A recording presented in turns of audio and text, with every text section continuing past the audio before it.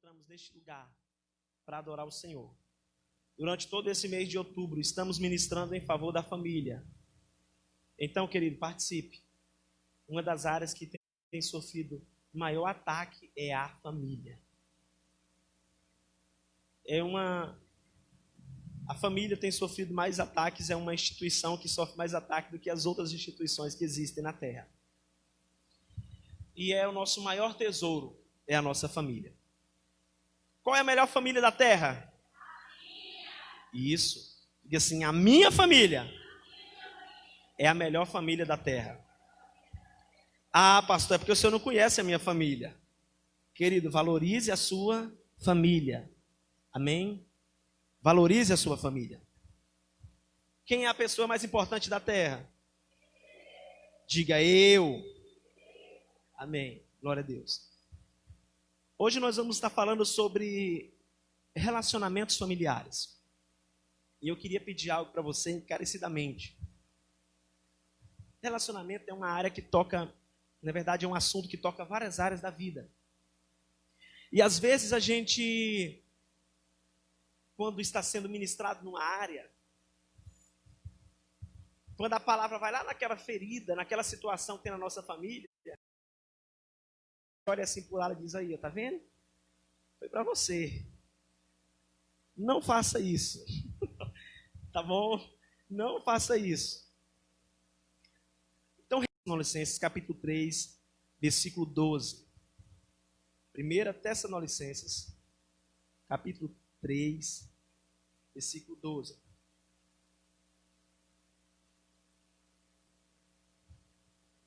Glória a Jesus.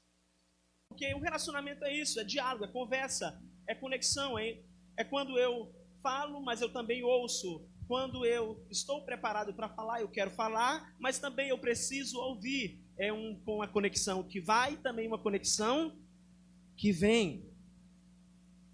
Num ambiente que só um fala, não há relacionamento. E a ordem de Deus é, olha, vocês precisam crescer em amor uns para com os outros. Precisa crescer nos relacionamentos. Então, o relacionamento vem de uma palavra latim, relation, que significa relação. E a relação, por sua vez, é um vínculo afetivo, de afeição, de sentimento. Gênesis 2, versículo 18, diz assim: então o Senhor declarou: não é bom que o homem esteja só. Farei para ele alguém que o auxilie e corresponda. Deus tinha um relacionamento com Adão já no início. Mas Deus observou que o homem precisava de mais um relacionamento. Que era um relacionamento não mais de criatura para com o Criador, mas de um relacionamento interpessoal. Então, Deus, vendo essa necessidade do homem ter um relacionamento, Deus vai e constitui a família. E a família, querido, é o meio pelo qual o homem tem um relacionamento que contribui para ele crescer em amor. O ano passado eu ministrei uma palavra aqui sobre rebeldia, não sei se os irmãos lembram, que diz assim, que ao solitário Deus dá uma família, mas o rebelde mora em terras áridas, ou seja, no deserto. Então, ao solitário, Deus dá a ele a oportunidade de ter conexões, de ter um relacionamento familiar. E foi isso que Deus fez com Adão. Deus deu para Adão uma família, uma esposa. Porém, querido, a família se tornou um lugar difícil de relacionamentos. Desde que surgiu a família, tem-se tido conflitos familiares. Talvez você possa falar, poxa, só minha família que tem esse problema. A família de fulano é tão boa. Calma. Se você for analisar a Bíblia, você não vai acreditar. que Abraão teve conflitos familiares, que Isaac teve conflitos familiares, que Jacó teve conflitos familiares, que José teve conflitos familiares, que Moisés teve conflitos familiares. Pastor, que Davi teve conflitos familiares.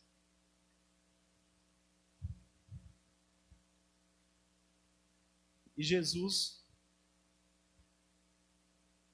era rejeitado na sua própria terra.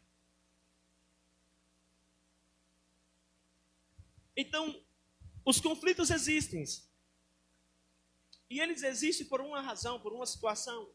Eu acredito que os conflitos existem para que nós nos tornemos uma família melhor e pessoas melhores, pessoas que amadurecem. Os conflitos existem para a gente amadurecer como família, para a gente resolver aquelas situações. Os problemas que aparecem na nossa vida é para gerar em nós amadurecimento, crescimento, e não para destruir. Então, querido, diga assim: os conflitos que eu enfrento na minha família é para que nós possamos crescer. Então, nós, como famílias, estamos inseridos em um ambiente onde se faz necessário ter relacionamento, ter vínculos. E esses relacionamentos familiares nada mais é do que permitir às pessoas entrar no nosso espaço, entrar na nossa vida, entrar na nossa convivência. Agora, o grande porém é que quando eu não estou bem, as pessoas que entrar na minha convivência, as pessoas que entrar na minha vida, as pessoas que fazem parte da minha vida, elas serão afetadas. Elas serão prejudicadas. Quem faz parte da sua convivência, se você não estiver bem, ela será afetada. Então a grande questão aqui não é a mudança do outro, mas a minha mudança. Não é a exigência da transformação do outro, mas a minha transformação. Porque se eu estiver bem, a mudança vai acontecer no meu ambiente de relacionamento. Se você for um vizinho meio cri-cri, todo mundo da sua rua vai implicar com você. Mas se você olhar para a sua vida, se você estiver bem, você será um vizinho respeitado e considerado. A mesma coisa acontece dentro da família. Então existe uma necessidade, é uma necessidade do ser humano ter relacionamentos. Deus nos criou para termos essas conexões. E às vezes as pessoas, quando elas não estão bem, elas acabam afastando as outras dela. Em vez dela ter conexões, ela vai afastando. Mas eu quero dizer para você que pessoas sempre farão parte da nossa vida. Diga assim comigo: pessoas sempre farão parte da minha vida. Deus vai trazer alegria na sua vida através de pessoas. Porém, algumas feridas também vão vir através de pessoas. Elas sempre estarão em nossa vida. Então, queridos, nós não temos que ficar esperando e desejando a mudança do outro. Nós temos que olhar para nós e procurar estar bem nos nossos relacionamentos. Queremos muito que o outro mude e às vezes nós não queremos mudar. Olhamos muito para a vida do outro e esquecemos de olhar para a nossa própria vida. E não se preocupe, que os conflitos eles vão aparecer. Para que você venha amadurecer com a sua família, superar essa situação, crescer e avançar. Até mesmo porque a família é formada de várias gerações. Gerações é um grupo que nasce em um determinado tempo. E esse tempo é determinado um espaço de 25 anos. E por que acontecem os conflitos? Porque, por exemplo, a geração do meu pai nasceu em um tempo diferente. E trata cada situação da vida de uma maneira. E cada geração, seja avós, pais, filhos e netos, nasceram em um tempo. Então, quando junta-se dentro do casamento, um homem que veio de uns costumes e uma mulher que veio de outros costumes totalmente diferentes, os conflitos vão aparecer. Aí naquele casamento, por exemplo, o marido diz o seguinte: olha, lá em casa, quem amarrava o cadastro do sapato das crianças era a mãe. Então, na hora que aquele casal quer sair, ele fica esperando que a sua esposa amarre o cadastro das crianças. E se ela não fizer, ele fica zangado. Olha aí, conflitos que estão aparecendo por uma questão cultural,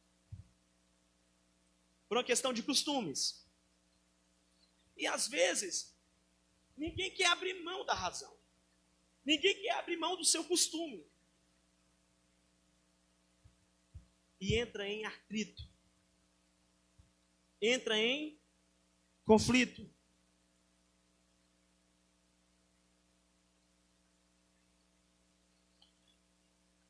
Então, nessa noite eu quero falar por que às vezes acontece de alguns relacionamentos adoecer. Por que acontece de alguns relacionamentos familiares adoecer? De, às vezes, aquele simples conflito, uma simples situação, gerar um grande problema de mágoa, com palavras, com agressões, gerar decepção. Primeiro, querido, é porque às vezes aquela família, naquele lar, não empregou ali amor.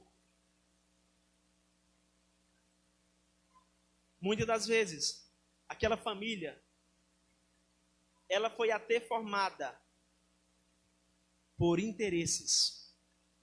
Interesse sexual, interesse financeiro. E nunca se empregou amor. Falta amor. Filipenses 4:5 diz: sejam amáveis com todos, o Senhor virá logo. Quando falta amor, a primeira coisa que vai aparecer é a impaciência. Quando o apóstolo está aconselhando a ter amor, ele diz assim: o Senhor virá logo, tenha paciência. Se você tem amor, você vai esperar ele. Então, quando não se tem amor dentro de um lar, não se tem paciência com o filho, não se tem paciência com a esposa, nem com o marido. Por quê? Porque a palavra de Deus diz: o amor é paciente. Quando se falta amor, também falta-se confiança, respeito e valorização. Quando alguém não ama, e amar não é sentir aquela coisa que a televisão ensina. Não. Quando a Bíblia fala em amor, ela fala de se doar pelo outro. Ama a tua esposa como Cristo amou a igreja e se entregou por ela. Quando fala em amar a família, está falando em se colocar à disposição e se esforçar pela sobrevivência dessa família, pela resolução dos problemas. Quando a pessoa ela quer fugir dos problemas familiares, em vez de tentar resolvê-los, ela está dando uma prova de que ela não ama aquela família. Pastor, o senhor está sendo muito duro. É uma realidade, querido. Porque quem ama vai lutar. vai batalhar. Não importe o tamanho do conflito, do problema. Vai batalhar pela sua família. Então, muitos dos relacionamentos se tornam doentes porque falta justamente amor. Outra situação que causa doença nos relacionamentos familiares é o egoísmo. Egoísmo é só pensar em mim, na minha vontade, no meu direito, na minha razão. E o egoísmo impede que a família esteja unida e seja unânime. Pessoa que dentro da só pensa nela.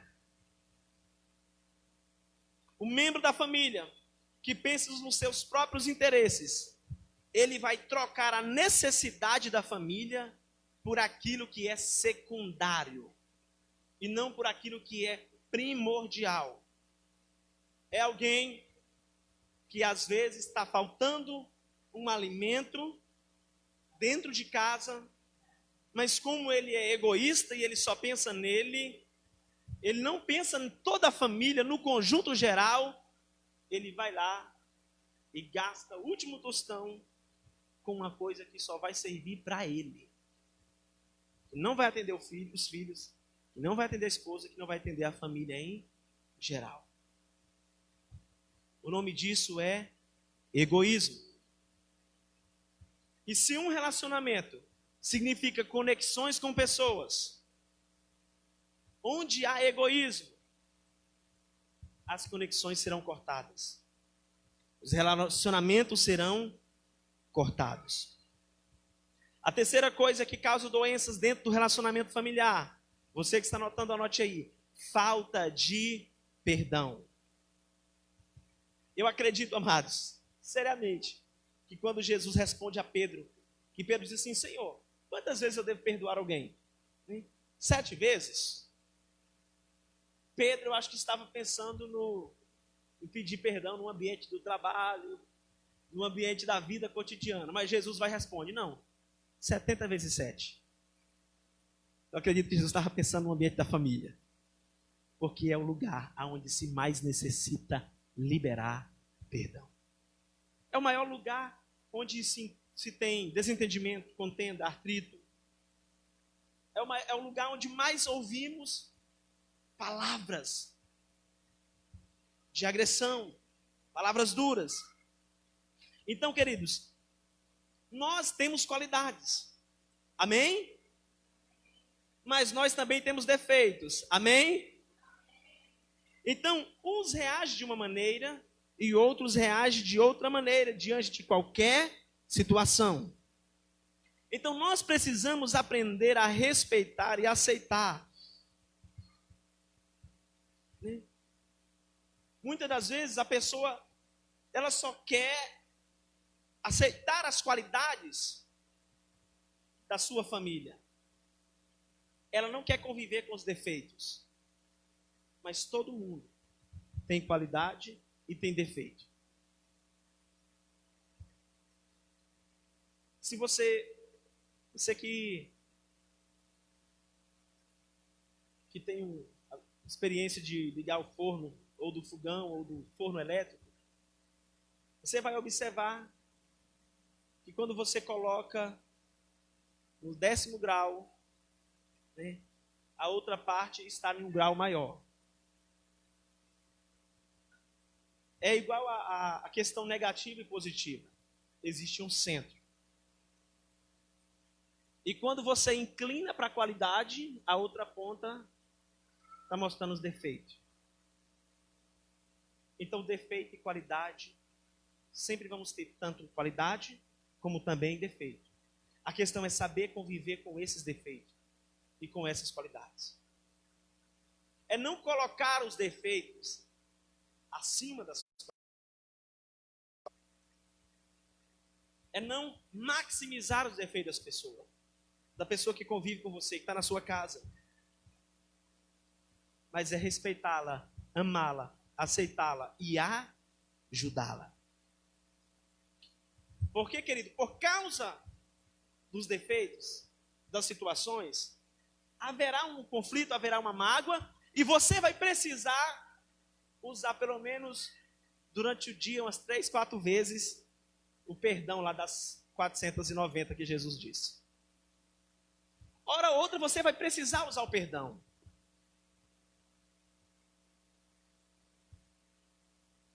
Agora, por que as pessoas não usam o perdão dentro da família? Por que as pessoas não usam o perdão dentro de casa? Por que tem essa dificuldade de pedir perdão? Primeiro, porque julgam ter a razão. Ela que tem que vir pedir perdão para mim. Eu estou com a razão. Magoou, falou palavras pesadas. Se ela quiser, ou se ele quiser, é ele que tem que vir pedir perdão. Eu estou com a razão. A razão é minha. Então, se quiser, nós resolve assim, mas tem que vir. Os dois sabem que precisa resolver. Os dois sabem que a família só vai perder com aquele conflito. Mas a pessoa não quer abrir mão da razão, que às vezes não tem. Igual a irmã Cilene estava comentando na célula. Então, às vezes, não se pede perdão, porque julga estar com a razão. Então, ela acha que pedir perdão é se humilhar. Então, como ela acha que ela está com a razão, ela acha que o outro tem que vir se humilhar e pedir perdão. O que é isso, pastor? O nome disso é orgulho. Não deixe a sua família ser destruída por causa do orgulho. Não importa quem foi que errou. O que importa é a atitude de querer trazer a reconciliação e o perdão naquele lar. Ah, pastor, mas não, se eu tiver com a razão, o outro que vai ter que vir. Eu não peço perdão, não. Vai ter que vir aqui falar e pedir perdão, senão, querido, amadureça. A outra razão por que as pessoas não querem perdoar dentro do ambiente familiar. Porque julga que o outro não merece o perdão. Ah, mas não merece. Ele não merece o que ele fez, não merece o perdão. Ela não merece o perdão. Eu pergunto para você. Você merece o perdão de Deus? Nós merecemos o perdão de Deus? Então repita assim comigo. Perdão foi feito para quem não merece. Sabe por quê? Porque aquela pessoa que você acha que merece o seu perdão, ela não vai te machucar. Ela não vai te ferir. Ela não vai causar conflitos no teu relacionamento. Perdão é para quem não merece. Se você acha que a pessoa não merece o perdão, pois é para ela mesma que o perdão foi feito. Foi justamente para ela. Então, essas duas razões, duas situações. Às vezes a pessoa não perdoa porque quer ter razão, quer que o outro venha. E às vezes acha que o outro não merece. Querido, estabeleça perdão na sua família. Perdão nos seus relacionamentos. Para que esses relacionamentos não venham padecer. A terceira situação que gera enfermidade nos relacionamentos, diga assim, falta de maturidade. Esta é uma área muito séria, porque cada vez mais tem se percebido imaturidade.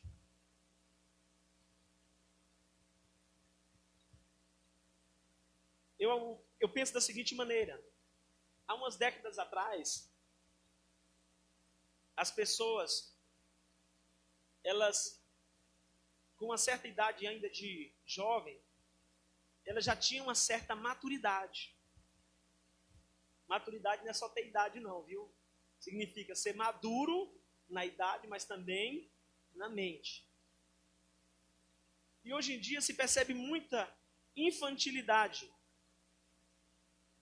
Infelizmente. E isso pode ser muito prejudicial nos relacionamentos. Diga assim, maturidade é enxergar a vida com os olhos de Deus.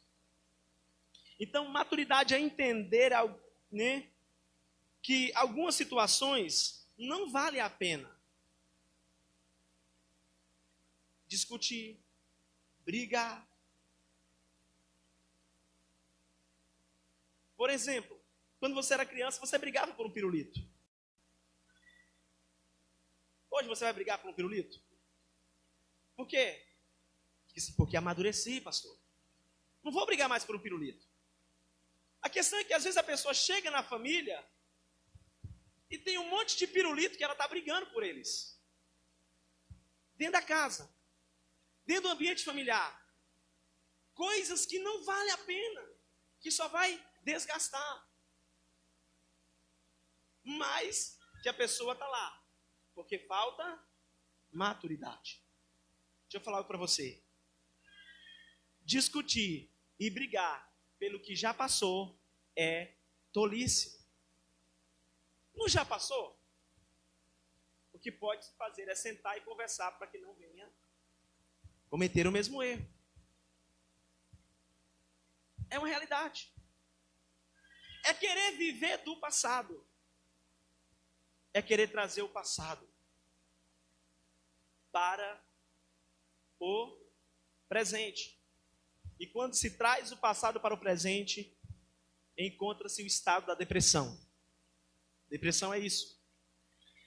Existem muitas famílias onde filhos estão depressivos, porque até hoje vivem no passado. Diga misericórdia.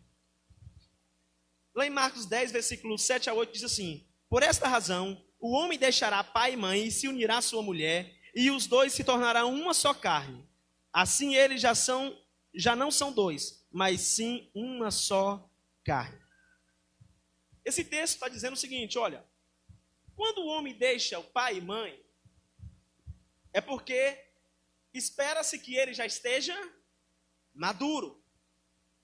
Quando a mulher deixa pai e mãe e vai unir-se ao seu esposo, é porque espera que ela já esteja madura para um relacionamento familiar. Então, alguém que deixou a casa do seu pai, a casa de sua mãe, acredita-se que esta pessoa alcançou maturidade para tomar as próprias decisões e cuidar de uma família. Agora, no ambiente desse convívio familiar, se realmente não houver maturidade, vai adoecer o relacionamento familiar. Um exemplo disso. Quando você não era maduro e era uma criança, se alguém tomasse o seu brinquedo, o que você fazia? O que é que você fazia? Ia pra porrada? Era? Então é desse jeito que você faz na família, se você não amadurecer. Tiver um problema, você vai pra porrada. Diga misericórdia. Né?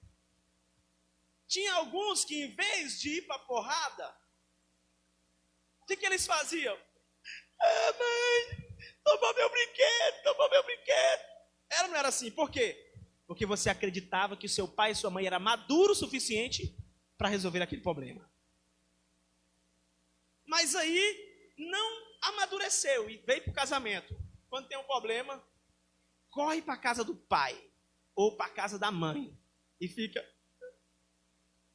levando a roupa suja para o pai lavar, para o sogro lavar, para a sogra lavar, para o pai lavar e para a mãe lavar. Isso é falta de maturidade.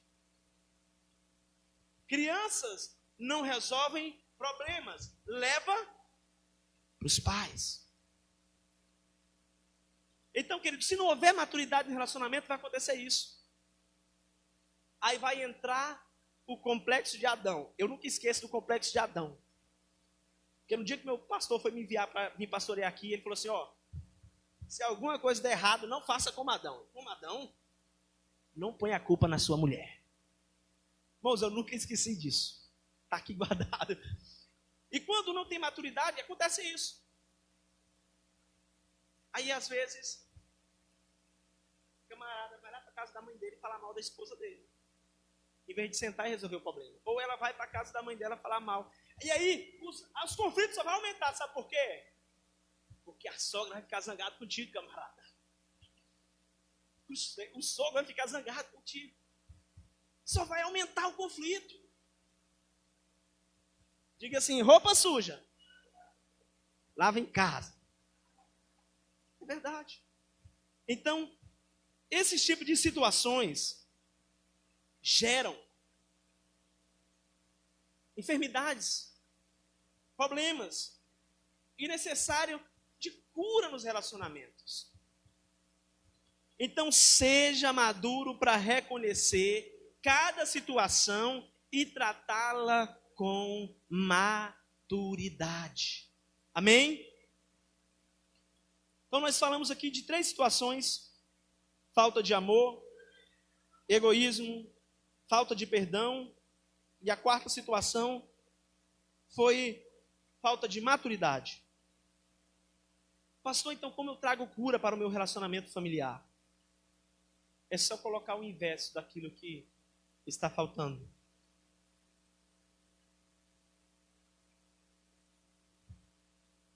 Mas a primeira coisa que nós precisamos entender é que a base para todos os nossos relacionamentos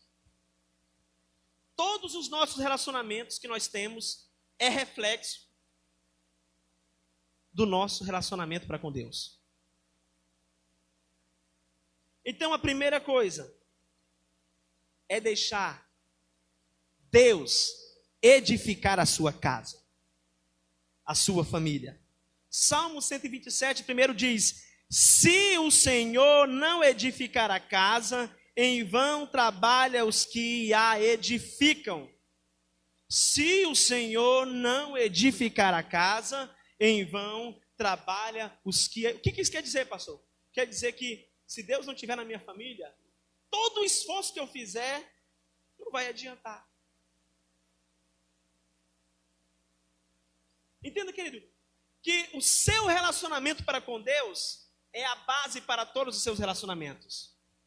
Se eu não tenho um relacionamento bom com Deus, significa que em toda a minha esfera de relacionamento eu terei conflitos. Eu ouvi recentemente alguém que tem mais conhecimento da área falando que a maioria dos ateus eles tiveram ou têm algum problema com a figura paterna. E é por isso que eles não acreditam no Pai, no Criador. A base para qualquer relacionamento, o reflexo, primeiro, é o meu relacionamento com Deus. Então, primeiro passo para ter cura nos relacionamentos familiares é estar bem com Deus. Você está bem com Deus? Como está o seu relacionamento com Deus? Como está o seu relacionamento com o Criador? Porque, querido, se você não estiver bem com Deus, todas as áreas de relacionamento serão afetadas na sua vida. Entenda que alguém dificultoso, alguém problemático nos relacionamentos não está bem com o Criador. Alguém que o tempo todo suscita ira, raiva, que o tempo todo magoa, fala palavras. Alguém que trai, alguém que mente para o cônjuge, para a família, para os pais, para os filhos. Essa pessoa está bem com o Criador? Não. Então, se ela entender que primeiro ela precisa estar bem com o Criador, para que as outras esferas de relacionamento dela mude, a cura vai vir. A base para todos os relacionamentos nossos é o nosso relacionamento para com o Pai, para com o nosso Deus, para com o nosso Criador.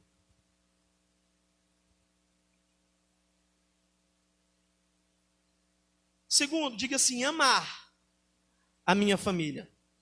1 João 3,11 diz: esta é a mensagem que vocês ouviram desde o princípio, que amemos uns aos outros.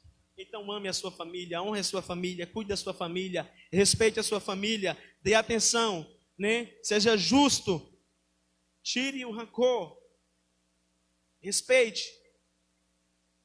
Romanos 12, 9 e 10 diz assim: o amor deve ser sincero. Odeie o que é mal. Apegue-se ao que é bom. Dedique-se uns aos outros com amor fraternal. Prefiram dar honra aos outros mais do que a vocês. Honre mais a sua esposa do que você quer honra. Honre mais o seu marido do que você quer honra. Honre mais os seus pais do que você... eu quero, pastor, que meus pais me dêem isso, isso e isso. O que é que você está dando para eles? Honra mais aos outros do que a você mesmo. É o que a palavra está dizendo. Eu quero que minha esposa me dê carinho, porque ela é muito grossa comigo. Você está dando carinho para sua esposa? É aquela questão que a pastora fala nas programações de relacionamento. Eu só quero sacar, eu não quero depositar. Aí daqui a pouco a conta vai ficar sem fundos.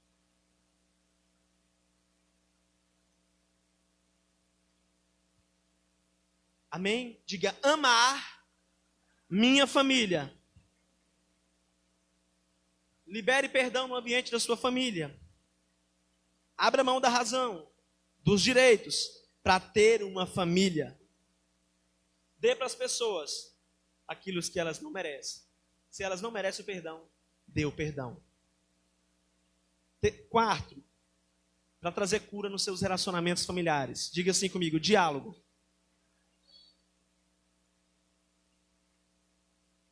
Nós somos inimigos do diálogo.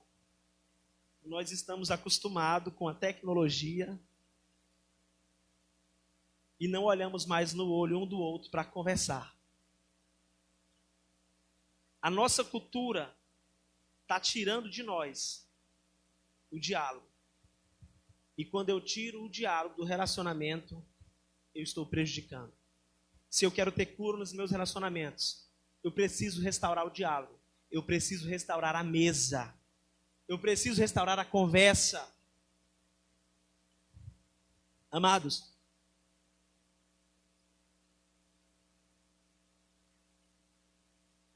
Amós 3:3, a palavra diz assim: andarão porventura dois juntos, se não tiver de acordo? Pode ter certeza. Se você não tiver de acordo, um vai para o aniversário e o outro fica zangado. E o que é acordo? Como é que se chega num acordo? Conversando, dialogando. A palavra diz: andarão porventura dois juntos se não tiver de acordo? Só anda dois juntos se tiverem de acordo. E só tem acordo através de diálogo. Sem diálogo não tem acordo. Sabe qual é o grande problema das situações familiares? É que quando há conflito, um vai para lá e o outro vai para cá e diz: eu não falo mais nada. Aí passa pelo outro, não fala uma palavra. Como é que vai andar junto? Não vai. Não vai andar junto. Diga misericórdia. O diálogo ele é muito necessário. O que tem mais afastado filhos de pais nos dias atuais é a falta de diálogo. O que mais tem afastado filhos dos pais é a falta de diálogo. Eu sou muito grato a Deus pelos pais que tenho. E eu sempre falo para minha esposa que um dos meus maiores desafios é conseguir ser pelo menos 60%, 70% do que eles foram. Porque eu me lembro muito bem, quando eu chegava em casa da escola, se meu pai não estivesse ali, quando chegasse à noite, ele falava: meu filho, você veio da escola hoje, você passou aonde? Pai, eu passei na casa de fulano, na casa de ciclano. Nós morávamos na roça e andava 5 quilômetros para ir para a escola. E a gente, vocês sabem como é que é, menino vai passando de casa em casa, comendo uma manga na casa de um, na casa do outro. Você andou com quem? Tá, com fulano eu não quero que você ande mais.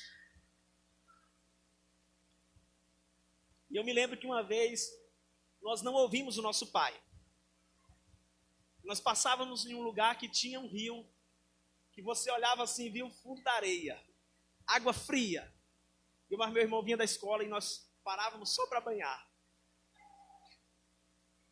Chegamos em casa, vocês passaram onde? Lá no rio. Mas eu falei para vocês que é para vocês virem logo para casa. Diálogo, conversa, para chegar num acordo. Para saber com quem nós estávamos andando, para saber o tipo de amizade, o tipo de influência que tínhamos seguido, o tipo de situação. Né? Nós não tínhamos telefone, mas era para saber o tipo de conteúdo que a gente acessava. E isso é muito sério. Essa falta de diálogo tem afastado pais de filhos. Tem prejudicado muito. E certa vez nós fomos para o riozinho, e eu lembro que quando eu saí para cima do mergulho, meu pai estava lá do lado. Jesus amado, me tremi todo. Recebemos a devida correção. E foi um grande aprendizado para a minha vida. Hoje eu tenho isso comigo.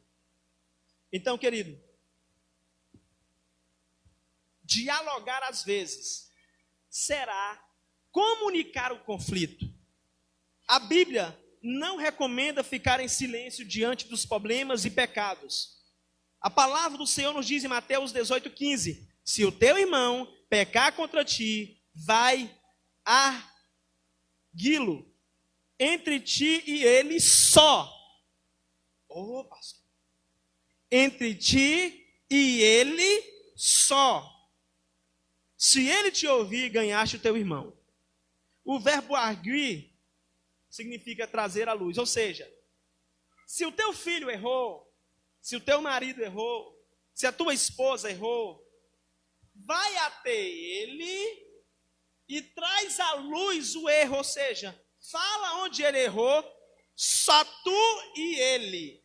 Só tu e ele. É assim que a gente faz hoje para resolver os problemas? Hoje a gente até traz à luz o problema, mas não é, a gente não senta com quem errou para falar do problema. A gente fala para todo mundo, menos para quem errou. Está zangado é porque fulano fez isso comigo. Por que não foi lá nele? E falou, olha, você errou nisso. Isso que você fez errado. A palavra diz, se ele te ouvir, você ganhou ele, você salvou ele, você ajudou ele. Então, para trazer cura nos relacionamentos, tem que ter diálogo.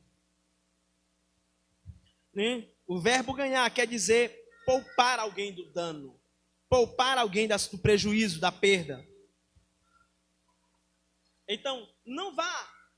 Se o teu marido errou, chama ele e conversa com ele. Não, pastor, eu vou falar para o pai dele, pegar ele. Vai lá e fala para ele. Se a tua esposa errou, chama ela, conversa com ela. Não vá falar para a mãe dela ou para o pai dela.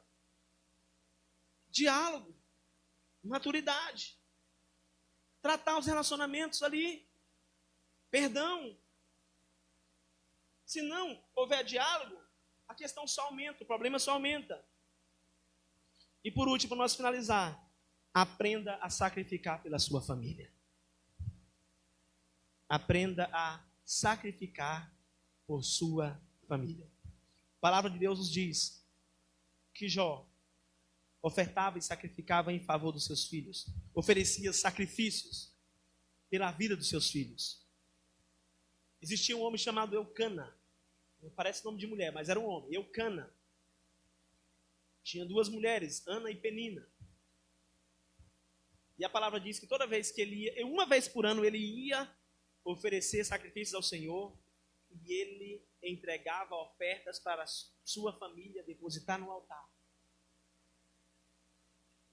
Aprenda o valor de sacrificar. Quando você sacrifica pela sua família, você está criando um muro de proteção na sua casa, um muro de proteção espiritual na vida dos seus filhos, um muro de proteção diante de toda a sua família.